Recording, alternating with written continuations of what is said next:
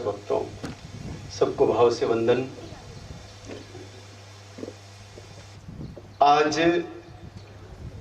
आजादी के प्राप्ति के उत्सव को हम भाव से मना रहे हैं। भारत आजाद हुआ, स्वाभाविक है कि हजारों लोगों ने अपना बलिदान दिया, तब कहीं हम 800 सालों की गुलामी के पश्चात पुनः गुलाम हुई 200 सालों की गुलामी, पहले मुगलों की बाद में अंग्रेजों की, उससे आजाद हुए। निश्चित रूप से आज का दिन भारत के लिए सौभाग्य का विषय है, लेकिन देखा जाए तो कहीं न कहीं आजादी आज भी अधूरी है।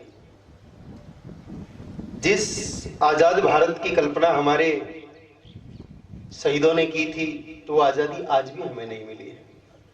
आजादी का मतलब सिर्फ अंग्रेजों का चला जाना आजादी नहीं है। आजादी का अर्थ पराधीनता का पूरी तरह से समाप्त होना है। गोस्वामी तुलसीदास जी महाराज ने रामचरितमानस में कहा है कि पराधीन सपने सुख नाही। जो किसी दूसरे के अधीन है वो कभी स्वप्न में भी अपने सुख की इच्छा नहीं कर सकता। अब तुलसी बाबा कह रहे हैं कि स्वप्न में भी सुख की इच्छा नहीं कर सकता, तो जागृत अवस्था में सुखी होने का तो प्रश्न ही नहीं है। आज एक दो नहीं, कई मायनों में हम पराधीन हैं। कभी टेक्नोलॉजी के मामले में, कभी मेडिसिन के मामले में, कभी पेट्रोलियम पदार्थों के मामले में, कभी ज्ञान के मामले में, कभी विज्ञान के मामले में, कभी कृषि के मामले में, जो कि हमारे जीवन के ये सब आधार तत्व हैं। जो भारत सबसे पहले शल्य चिकित्सा देकर के दुनिया में चिकित्सा का सिरमौर बनता है। आचार्य सुश्रुत, आचार्य चरक जैसे महाऋषियों ने उस जमाने में ऑपरेशन करना सिखाया और औषधियों का भंडार खोल दिया।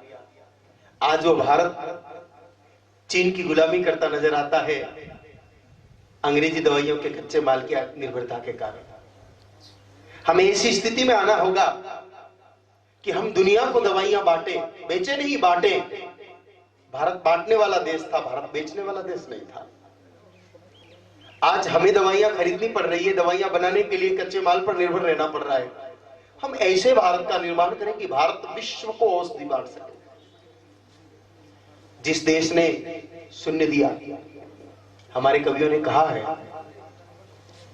कि जब जीरो दिया मेरे भारत ने, भारत ने मेरे भारत ने, दुनिया को तब गिनती आई। तारों की भाषा भारत ने दुनिया को पहले सिखलाई। देता न दशमलव भारत तो यूं चांद पे जाना मुश्किल था। धरती और चांद की दूरी का अंदाजा लगाना मुश्किल था। सभ्यता जहां पहले आई, पहले जन्मी है जहां पे कला। अपना भारत वो भारत है जिसके पीछे संसार चला। संसार चला और आगे बढ़ा, यूं आगे बढ़ा बढ़ता ही गया। भगवान करे ये और बढ़े, बढ़ता ही रहे और फूले फले।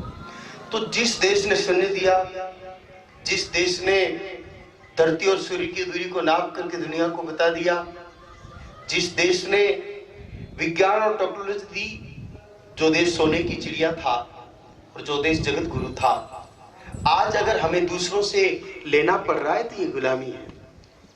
इस गुलामी को खत्म करने का सबसे बड़ा साधन है शिक्षा। भारतीय शिक्षा पद्धति जो गो आधारित थी, जो राष्ट्र की मूल संस्कृति पर आधारित थी, तो शिक्षा पद्धति जब से विदेशी शिक्षा पद्धति के साथ अपना अस्तित्व ढूंढती नजर आती है, तो स्वाभाविक रूप से गुलामी अपने आप देश में बढ़ती चली जाती है। हम हमारी शिक्षा पद्धति को ऐसा बनाएं कि हमारे देश में फिर से चाणक्य जैसे विद्वान, आर्यभट्ट जैसे विद्वान निर्मित हो।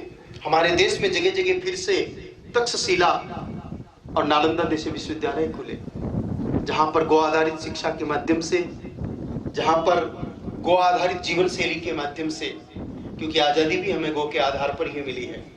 1857 की क्रांति में मंगल पांडे जी ने जो आजादी की आवाज बुलंद की थी उसके पीछे मूल कारण गौ रक्षा थी। जो आजादी हमें गाय माता की मूल भावना के साथ मिली, वह आजादी उसी दिन संपूर्ण होगी जिस दिन भारत भूमि पर गौ हत्या बंद हो जाएगी। और गौ हत्या बंद होकर जन जन के पास गाय माता होगी। हमारे देश में गुरुकुल पद्धति प्राचीन थी। बिना गाय माता के विद्यार्थी और शिक्षक कभी रहा नहीं करते थे। शिक्षा का प्राण तत्व गाय माता है। आज भारत की 99% शिक्षा गोविहीन शिक्षा होने के कारण निष्प्राण शिक्षा है। जिस शिक्षा में प्राण नहीं हो वो किसी भी देश की स्वतंत्रता को अधिक दिन तक कायम नहीं रख सकती। आज अगर हम कहीं थोड़े से दबते हैं तो अंतरराष्ट्रीय उत्पादों के आयात को लेकर के दबते हैं। पाकिस्तान हो या चीन या अन्य कोई देश हो, हमें तनिक भी दबने की आवश्यकता नहीं। अगर हम पूरी तरह से शिक्षा को लेकर के, विज्ञान को लेकर के, चिकित्सा को लेकर के और कृषि को लेकर के आत्मनिर्भर हो जाएं। आज विदेशों से दुनिया भर का डायमोनियम फास्फेट और नाइट्रोजन आयात करना पड़ता है। बहुत बड़ी मात्रा में हमें विदेशों से डीजल पेट्रोल आयात करना पड़ता है। बहुत बड़ी मात्रा में हमें दवाइयां आयात करनी पड़ती है। बहुत बड़ी मात्रा में हमें इलेक्ट्रॉनिक उपकरण आयात करने पड़ते हैं। जबकि ये सारी चीजें भारत समर्थ है। भारत विश्व की एक बहुत बड़ी जनसंख्या वाला देश है। भारत विश्व की बहुत बड़ी जैव विविधता वाला देश है। भारत विश्व की सबसे अधिक भाषाओं वाला देश है। तो जब बहुत सारे गुण भारत में हैं, तो हम फिर से भारत की शिक्षा को मूल आधार बना करके और उसी शिक्षा पद्धति के माध्यम से ऐसे विद्यार्थियों की फौज तैयार करें जो देश के आर्थिक, सामाजिक, सांस्कृतिक, वैज्ञानिक सभी मोर्चों पर लड़ करके हमारे देश को विजय दिला सके, हमारे देश को वास्तविक आजादी दिला सके। इस अधूरी आजादी में कहीं दम घुटता सा महसूस करते हैं हम लोग।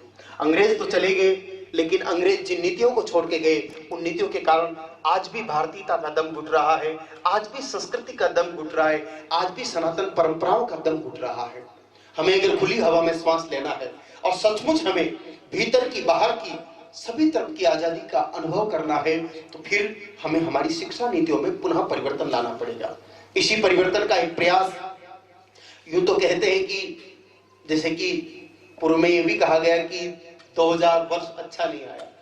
मानते हैं कि कोरोना के कारण कुछ घरों में रहना पड़ा, कुछ लोगों को बीमार होना पड़ा, कुछ को संसार छोड़ना पड़ा, लेकिन फिर भी मैं मानता हूं कि कुछ खो करके भी हमने इस 2000 में बहुत कुछ पाया भी है। खोने का दुख तो है, लेकिन जो पाया है वो निश्चित रूप से अद्भुत है और अलौकिक है। हमने इस 2000 में हमारे कश्मीर को एक तरफ से जिन धाराओं में बंधा हुआ था, कश्मीर गुलाम था, उसको आजाद होते देखा है। हमने इस 2000 में ही भगवान श्री राम जो टेंट के बंधन में बंधे थे, उनके लिए वापस भव्य निर्माण मंदिर की आधारशिला को रखते हुए भी देखा है। जो परिवार टूट गए थे, जो परिवार बिखर गए थे, जो 20-20 वर्षों से अपने गांवों को नहीं लौटे थे, उन परिवारों को भी वापस 2020 में अपने घरों में लौटते देखा है, अपने माँ बाप के चरणों में बैठते देखा है। जो पर्यावरण पूरी तरह प्रदूषित हो चुका था, जहां पंछियों के लिए, जीव जंतुओं के लिए श्वास लेना दुर्भर हो गया था, उस पर्यावरण को भी उस प्रदूषण की गुलामी से आजाद होते हुए देखा है। बहुत कुछ अच्छा हुआ है।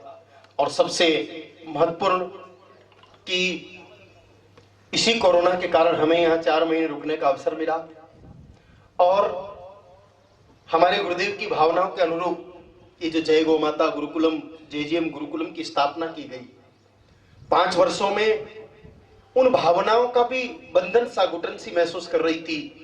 इस कोरोना के प्रभाव से हमने इस JGM गुरुकुलम की भावना को भी आजाद होते देखा है।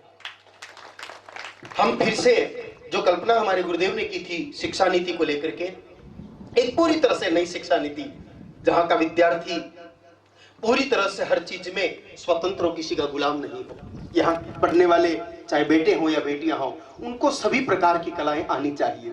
संगीत, नृत्य, चित्रकला, घुड़सवारी, तैराकी, साइकिलिंग, ड्राइविंग, बहादुरी, फाइटिंग, नृत्य, अखाड़े, सभी प्रकार की जानकारी। बच्चा अंग्रेजी भी बोले, संस्कृत भी बोले और बच्चा हिंदी भी बोले।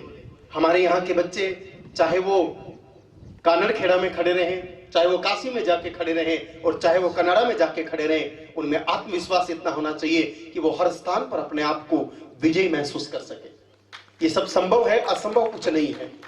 कौन कहता है कि आसमान में छेद नहीं हो सकता? एक पत्थर तो तबीयत से उछालो यारो। कोशिश करने वालों की कभी हार नहीं होती। जो लोग प्रयास करते हैं वो निश्चित रूप से सफल होते हैं। इसी वर्ष से इस गुरुकुलम में कुछ ऐसी विद्याएं जो भारतीय संस्कृति का प्राण थी पुनः शुरू की जाएगी। और यहाँ के बच्चे जब जो आए तो पिता की अंगुली पकड़ के आए, लेकिन जब शिक्षा पूर्ण करके जाए वो अपने पिता को खुद ड्राइव करके गाड़ी में बिठा करके ले जाए। जरूरत पड़ने पर हो सकता है परिस्थिति, जैसे अभी पाकिस्तान को सऊदी अरब ने कह दिया कि हम तुम्हें पेट्रोल नहीं देंगे, हो सकता है भारत के साथ ही भविष्य में ऐसा हो तो हमारे बच्चे बैलगाड़ी चलाना भी जाने, हमारे बच्चे घोड़ा चलाना भी जाने। हर कला आनी चाहिए और उन कलाओं को पूरा कराने का प्रयास इस गुरुकुल का रहेगा और इसी सत्र से ये सारी विद्याएं प्रारंभ हो ऐसा प्रयास रहेगा। निश्चित रूप से जब संपूर्ण देश में इस प्रकार की गतिविधियां आरंभ होगी तो एक तरह से आजादी का एक नया एहसास हमारा संपूर्ण देश करेगा। इस गुरुकुलम के माध्यम से एक ऐसी ज्योति जगाना चाहते हैं कि भारत के हर जिले में, भारत के हर शहर में, भारत के हर गांव में आने वाले समय में फिर से गुरुकुलम शिक्षा पद्धति प्रारंभ हो और हमारे बच्चे सभी प्रकार की कलाओं में निपुण हो। भारत की ही नहीं विदेशी भाषाओं का भी ज्ञान हो, चिकित्सा का भी ज्ञान हो, अभियंता का भी ज्ञान हो। इसके साथ साथ दैनिक जीवन जीने की कलाओं का तो ज्ञान हो ही, लेकिन ज्ञान के साथ साथ उनको अपने माँ बाप का ध्यान भी हो। आज जब किसी का बच्चा डॉक्टर बन जाता है तो उस माँ बाप को ये सोच लेना पड़ता है कि मुझे अपनी व्यवस्था खुद करनी पड़ेगी। जब किसी का बच्चा डॉक्टर बने, इंजीनियर बने या किसी बड़े पद पर पहुंचे तो माँ बाप चिंतित हो जाते हैं इस बात को लेकर के अब ये हमारी सेवा नहीं करेगा। और सचमुच ये देखने में आ रहा है, उच्च शिक्षा प्राप्त करने वाले विद्यार्थी विदेशों में बस जाते हैं और फिर माँ बाप के अंतिम संस्कार में तक वो लोग शामिल नहीं हो पाते। हमारे बच्चे अंतरराष्ट्रीय स्थितियों पर जाकर के भी विश्व का सिरमौर बनने के बाद भी वो अपने माता पिता के गुणगान नहीं भूले, अपने माता पिता के चरणों का भान नहीं भूले। एक संस्कारित विद्यार्थी ही एक संस्कारित राष्ट्र का निर्माण कर सकता है। एक संस्कारित राष्ट्र ही अंतोगत्वा विश्व का नेतृत्व कर सकता है। हमें भारत को पुनः जगतगुरु बनाना है, इसको विश्व का नेतृत्व करता बनाना है, तो हमें हमारे विद्यार्थियों को पुनः मजबूत स्थिति में लाना पड़ेगा। और मैं आप सामने समक्ष बैठे हुए भाइयों और बहनों से तो कह ही रहा हूं, धेनु टीवी के माध्यम से ये कार्यक्रम सीधा विश्व भर में प्रसारित हो रहा है। सिर्फ भारत नहीं, पूरी दुनिया किसी न किसी रूप में धेनु टीवी के श्रोताओं और दर्शकों के माध्यम से इस कार्यक्रम को देख रहे हैं। मैं उन सभी श्रोताओं को भी ये विश्वास दिलाता हूं कि JGM गुरुकुलम, जय गौ माता गुरुकुलम और साध्वी चारू गोपाल सेवा समिति के सभी सदस्य और गोपाल परिवार के सदस्य, विद्यालय परिवार के सदस्य मिलकर के कुछ ही दिनों में भारत को ऐसे विद्यार्थी देंगे जो मैं सोचता हूं कि विश्व ही नहीं, जरूरत पड़ने पर जब इस बात को खोज लिया जाएगा कि ब्रह्मांड में अन्य जगह भी विभिन्न प्रकार के लोग रहते हैं तो ब्रह्मांड स्तर पर भी भारत का गौरव बढ़ाएंगे।